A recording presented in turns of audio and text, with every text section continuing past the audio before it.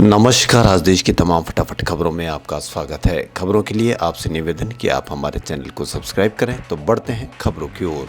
झारखंड के दुमका में आज शाहरुख नाम के एक युवक ने एक तरफा प्यार में असफल होने पर 12वीं कक्षा में पढ़ने वाली मात्र 19 साल की युवती को जिंदा जला दिया, जिससे उसकी मौत हो गई। घटना के बाद इलाके में स्थिति तनावपूर्ण होने के बाद प्रशासन ने वहां धारा 144 के तहत निषेधाज्ञा लगा दी है।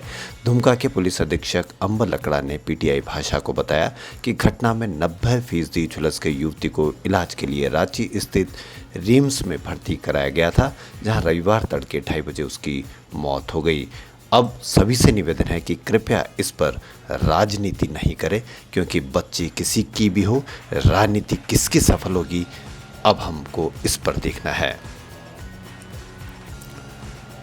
दिल्ली विधानसभा की कार्रवाई कल तक के लिए स्थगित कर दी गई है। अब सीएम अरविंद केजरीवाल कल बहुमत साबित करेंगे। मालूम हो कि बीजेपी पर सत्ता पलट के लिए विधायकों की खरीद फरोख्त का आरोप लगाने के बाद केजरीवाल ने खुद बहुमत साबित करने की पेशकश की थी। ऐसा करके वो दिखाना चाहते थे कि बीजेपी के ऑपरेशन लोटस को उन्होंने दिल्ली में नाकाम कर दिया। बता दें कि विश्वास मत पेश करने का प्रस्ताव आप प्रमुख अरविंद केजरीवाल की ओर से ही प्रस्तुत किया गया था, क्योंकि वो साबित करना चाहते थे कि उनकी पार्टी में कोई टूट नहीं है। उद्योगपति मुकेश अंबानी ने घोषणा की कि इस दिवाली तक देश में 5G सेवा शुरू हो जाएगी और दिसंबर 2023 तक समूचे भारत में सेवा उपलब्ध होगी। नई और बेहतर सेवाएं देने के लिए 5G प्रौद्योगिकी लागू करने की घोषणा की। उन्होंने कहा कि रिलायंस 5G सेवा की शुरुआत पर 2 लाख करोड़ रुपए के निवेश के लिए प्रतिबद्ध है और प्रमुख शहरों में साल दिवाली तक 5G सेवा शुरू हो जाएगी। हरिद्वार धर्म संसद हेट स्पीच मामले में आरोपी जितेंद्र नारायण त्यागी उर्फ वसीम रिजवी को बड़ा झटका लगा। सुप्रीम कोर्ट ने आरोपी को 2 सितंबर तक सरेंडर करने के आदेश दिए। इस मामले में सुप्रीम कोर्ट नियमित जमानत पर 9 सितंबर को सुनवाई करने जा रहा है। सुप्रीम कोर्ट ने कहा कि पहले आरोपी जितेंद्र नारायण त्यागी उर्फ वसीम रिजवी सरेंडर करे, उसके बाद जमानत याचिका पर सुनवाई होगी।